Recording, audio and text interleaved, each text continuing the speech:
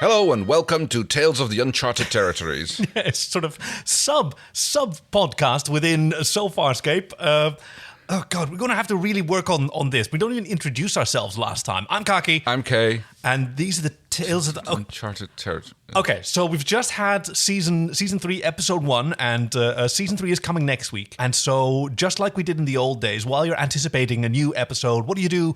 You run to the message board and you see if there's any like cool new fanfic or people discussing whatever. And today we're doing another piece of fan fiction, which it's a little tricky. So it was published in 2003, so it was iffy whether it was going to be safe for Kay. But it was sent to us by Kathy, one of our patrons, who took a quick read of it. She sent us a bunch of her favorites, and she affirms that this is safe for Kay. Now, when we opened it on LiveJournal, we did get an 18+ warning, so I don't know exactly what to expect. And because this was written by Kernezelda or Kernezelda. Kernezelda, yes. And it's the SACOC Challenge 2. No idea what that means. No, I don't know either. I mean, there's the SACC, which was a group of users, a group of Farscape fans called the Society Against Cruelty to Crichton. Okay. And they sort of made a point of writing fan fiction where Crichton just has a nice day. Ah, well, this episode's called What's Under John's Leather. No wonder there's an 18+ warning. That makes sense, yes. Better by Kixa and Remained Nonsense by Kernezelda. And then apparently added a couple of lines per comment from Kretkid. Thanks, CK. Okay, I'll start us off. Pants off now. Crichton looked up from his pursuit of the galley's cooler. What's the deal, Big D? He squeezed his eyes shut briefly, one hand rising to rub his forehead. Now, John. Listen, that best man thing, really, it's not what you think. His grin faded fast. Okay, so we know when this is. Crichton's eyes marked the exit routes as he dropped the red, round fruit back inside the cooler and slid it shut. Casually, he made as if to cross behind the table. Large hands grabbed his shoulders and stopped him in his tracks, pulled him off balance until Crichton was pressed back to chest against his shipmate. This is getting steamy. Haven't you been paying any attention to your comms? Dargo, cut it out, man. What the frell are you doing? Crichton stomped down hard on Dargo's booted foot. Ooh. I swear I'm gonna kick... The only result was a low growl in his ear. Zan has been looking for you for 2 days, ever since we left the Commerce Planet. Fingers began to fumble at the fastening of Crichton's pants. Jeez, whoa. When he yelped and reached down to fend them off, the Luxon changed his grip, lightning fast, trapping Crichton's forearms against his torso. Dargo held him still with one long, strong arm immovably wrapped around him. The translator microbes failed for the human's next few phrases, but the general intent seemed clear. Dargo pressed harder until Crichton gasped for breath. That's better. Just relax and everything will be all right. Whoa. Get off! Crichton rammed the back of his head into Dargo's face. Ow! John? Dargo? Aaron, baby, how about a hand? Crichton's eyes widened and then closed. His chin dropped onto his chest. Dargo snarled and worked his jaw as the human went limp. His head is like a rock. I bit my tongue. No, wait, oh, never mind. That's a very good Dargo. Yeah. Well, it still seems to be in working order. The ex-peacekeeper stepped in front of him and gave his burden a critical once-over. Lay him on the bench, she said. It'll be easy to check for signs of infection. She undid Crichton's belt and started jerking the leathers and underwear down, fast and efficient. Dargo helped her turn the human on his side. Look, it's just like San said. Ooh. Dargo winced. One hand crept up to rub his hip in sympathy. A small discoloration spread in an irregular semicircle over Crichton's left buttock, a pale pink-orange, barely visible on his skin. The stain originated at the base of his spine. Another patch was just beginning to spread toward the right. Why hasn't he let Zan treat him? Why didn't you? I didn't know it was there until Gianna. Erin lifted an eyebrow as the Luxon fell silent. Her lips curved upwards the tiniest bit. Have you got him? Have you got him? She tapped her comms. Yes, son, he's infected, just as you thought. Are you ready? I'm coming now. What's going on? Ooh. Gianna stopped short at the entrance and then sidled over for a closer look. Now that's nice. She smiled broadly, humming with admiration. Gianna, this is none of your concern. Erin's brisk tones made no impression on the younger woman's slow survey. Oh, I can think of a lot of things I could be concerned about right now. Like, what are you two doing with Crichton? And why are you doing it in the central chamber? Yeah, we know what you got up to in the center chamber in episode 1 of season 3. It's not what you think, Chiana. Shouldn't you be in command? Chiana answered by rubbing her shoulder against Dargo's up and down, up and down. His breath hitched and she grinned. Rigel's keeping an eye on while I get us some food. Then get your food and leave, now. His frogginess can handle it. I want to know what's going on here. She peered down over Dargo's arm, one hand creeping up to tease along the length of one of his tankers. Is that Frel? Chiana directed a sly smile at Erin.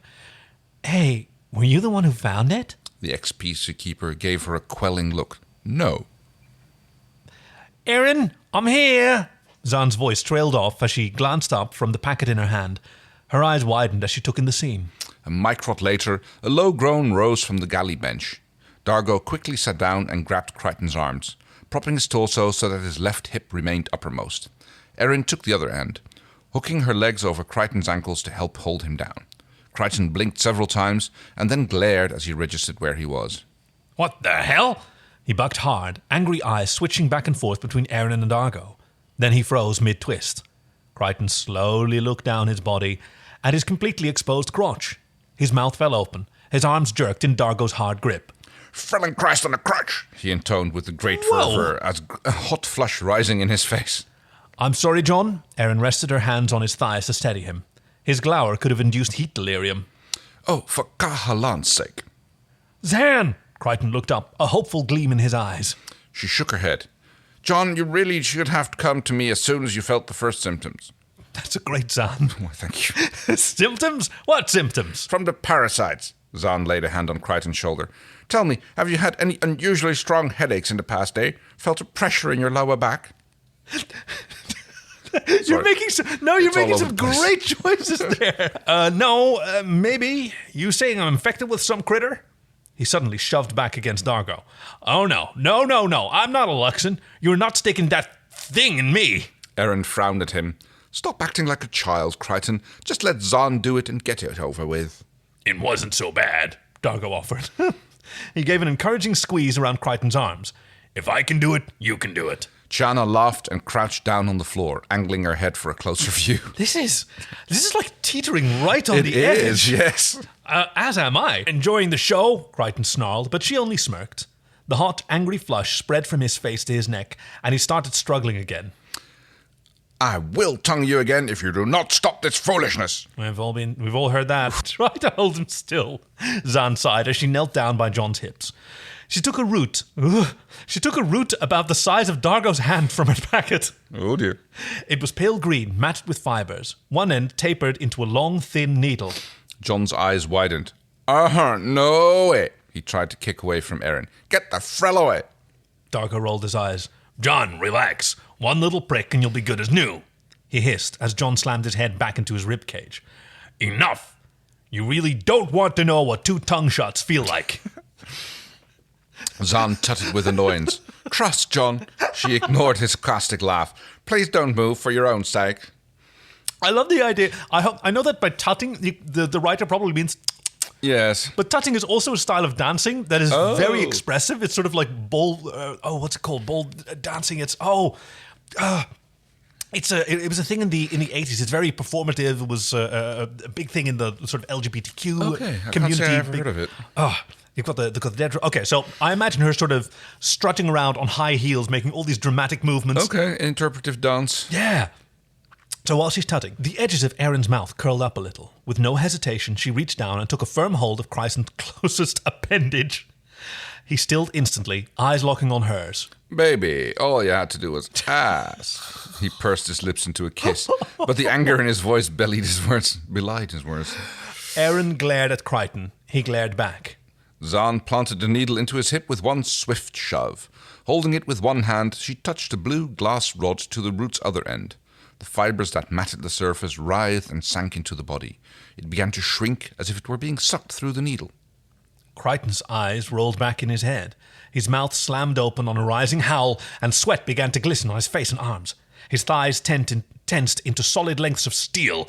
Erin switched her grip fast, grabbing his legs. Crichton's spine arched, and he would have curled into a fetal ball if not for his shipmate's determined hold.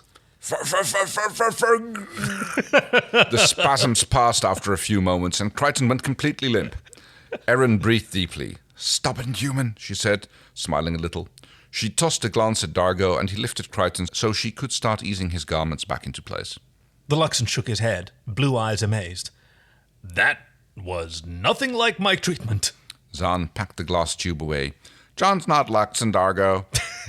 The cure that works for you will not always work in the same way on other species. Both of you are fortunate. If the larvae were to mature in your bodies, the acids they produce would dissolve all the soft tissue of your spine." Yikes. She patted John's arm and stood up. "You don't need to tell me what the outcome would be." Oh, yes, great. Where the yachts is that Tralk with my dinner? Rigel's throne sled purred into the galley, and he banged a hand against one side. Why are you all here? Having a party? Chiana jumped to her feet. "Yeah, and you weren't invited. So go back onto command. I'll bring you some leftovers. How's that?" Rigel peered down with wide blue eyes. The vertical pupils dilated. What are you hiding? He caught sight of Erin's moving hands and blanched. Farbot human. He whirled the throne sled about and whizzed from the gallery. Tell Crichton I'll be sure to keep an eye on his share of the Misha fruit. Zahn rolled her eyes and spoke to Erin. "When John wakes, tell him not to worry. The parasite's larvae will pass from his system within a day now that he's received treatment." Dargo snorted. Okay, now I want to make some bold character choices as well. All okay, right. Dargo snorted. I told him not to eat the red ones. Oh, God. No, you didn't. No, you didn't, I heard you. You said not to eat the ripe ones. Erin stood up, her task completed, and if she'd lingered just a bit, no one had noticed. "At least we don't have this problem in the future." Erin turned to Zahn. "That cure is permanent, I think you said?" The Delvian nodded. It is. The Mivu root is a deadly poison to the parasites. Given to an infected creature, the root dissolves any larvae within. It creates immunity against future exposure. So it does. She gave Dargo a fond look. "Me, a fruit of any age..." Oh, shit, no. Pardon. "Me, a fruit of any age or colour can contain a parasite larvae, sweet Dargo. They are only harmful to Luxons." She turned her warm gaze to Crichton, beginning to stir on the bench. "And apparently humans." Dargo rose and flexed his shoulders and arms. Too frelling stubborn. He pressed his hand to his ribs where Crichton's head had impacted. I should have tongued him again. "I must get back to the lab," Zahn said. "Thank you, Dargo and Erin, for your help." I'll stay with Crichton to keep an eye on his progress. Chiana had slipped past them to the bench. She scooted herself close and lifted the human's lolling head onto her lap. Black-gloved hands danced around his shoulders. Dargo opened his mouth, then shook his head and stalked away, Zahn following. Her light voice rose in the corridor as they passed from sight. You were meant to be standing watch in command. Erin kept her focus on the young Nabari. After a moment, Chiana petted Crichton's hair. She wiggled out from under him and bounced to her feet. "I guess I'll see you later," she said, then slipped from the galley. Erin sat on a bench and lifted Crichton's head onto her thigh. She rested her hand on his cheek. Under the tips of her fingers, she could feel his sweat evaporating. After another few microts, he opened his eyes. Aww. Oh, yes, that's a fun little story. A little bit saucy almost. Yeah, I know. This is certainly, on tenterhooks. Like, yes. Is it going to go over there? A bit of a violation of bodily autonomy and Well, there's that, yes. not respecting someone's personal medical choices. But other than that, Yeah, I mean, there's lots of that stuff going on. So, yes, thank you for joining us in this tale of the uncharted territories. And we'll see you next week with Season 3, Episode 2. We're going to dive into Sons and Lovers. Woohoo. Still no sign-off. We haven't thought of that. Damn it. What do we... I'm sure something will come to us eventually. Oh, actually, what's your favorite quote? A favorite quote from here? It has to be the first one. Pants off now.